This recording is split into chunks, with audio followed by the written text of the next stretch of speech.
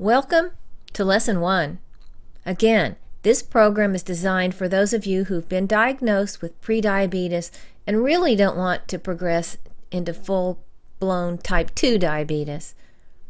If you follow the steps in this program, you'll greatly increase your chances of reversing your diagnosis.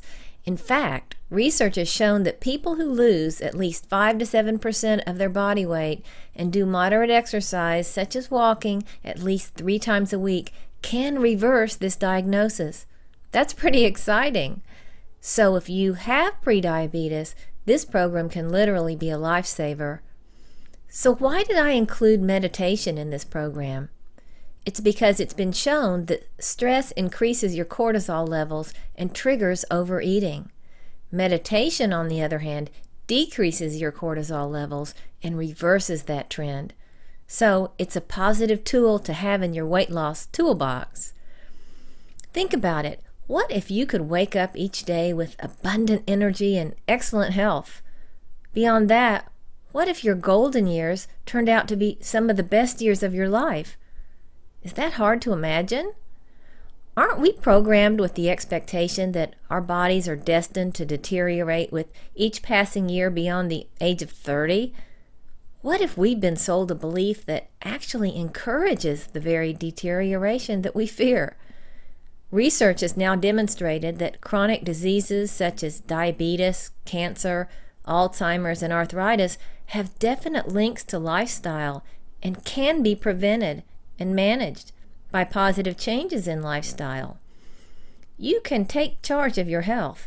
You don't have to anticipate a life of physical decline.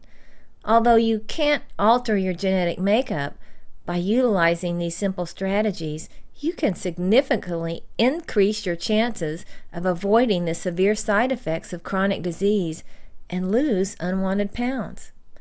The focus here is diabetes prevention, but these measures can be applied to other chronic diseases as well. So you'll discover not only where you are as far as your current risk for disease, but also how to move in the direction of more abundant health. Why has the incidence of type 2 diabetes been steadily increasing in the United States? According to the Center for Disease Control, nearly 26 million Americans suffer from diabetes, and an estimated 79 million adults have prediabetes.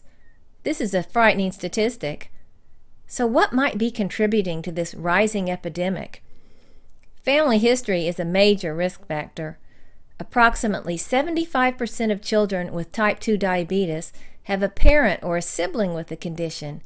In fact, a family history of type 2 diabetes is one of the strongest risk factors for getting the disease. However, it only seems to affect people living a Western lifestyle. Another risk is ethnicity. African Americans, Asians, Hispanics, and Native Americans are at higher risk. Age is another risk factor, if you're over 45. A sedentary lifestyle is also a risk, as is having an apple as opposed to a pear-shaped torso. Of course, these are the factors that you can't control. So let's look at the factors that you can control.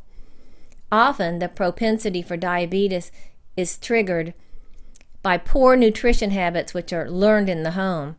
The old admonition, "That's not how my mother fixed it," dies hard. Today, an estimated 66% of adults are either overweight or obese, a major risk factor for diabetes. Fast food meals are still a popular meal replacement for people on the go, and meals around the dinner table are still in a state of decline. How about stress? Are we more stressed than ever before? My grandparents often knew what was happening in their neck of the woods, but they didn't lie awake at night worrying about how they were going to be affected by the tsunami that occurred somewhere thousands of miles away. Too much stress overstimulates our delicate autonomic nervous systems and wreaks havoc with the body's nutritional balance. And finally, poor nutrition and physical inactivity have actually replaced cigarette use as the leading preventable cause of premature death in the United States. But the good news is that people are beginning to take notice. Physicians are monitoring blood sugar levels and encouraging their patients to make lifestyle changes. So let's look at these risk factors again so you can determine if any of these pertain to you. Diabetes runs in my family. I have prediabetes.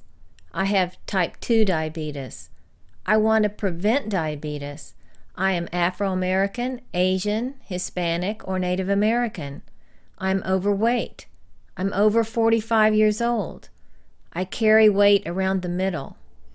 Other than wanting to prevent diabetes, if you have even one risk factor, then you're at risk. And if you're at risk, following the steps outlined in this program can help you. In fact, introducing these new lifestyle and nutritional strategies will help you to reduce inflammation, lose weight, and strengthen your immune system.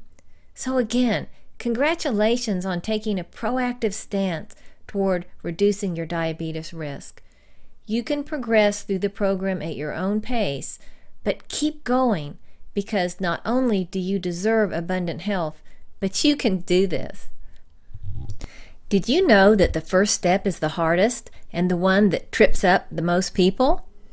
If you can get at least started, then you're priming the pump. It shows motivation. It shows willingness. It shows that you've got what it takes to step into unknown territory. Most of all, it shows self-trust, the ability to put faith into your ability to reach a goal.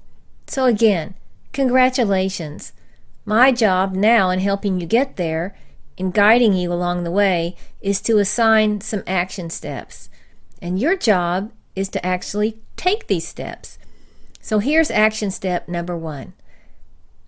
Review your risk factors.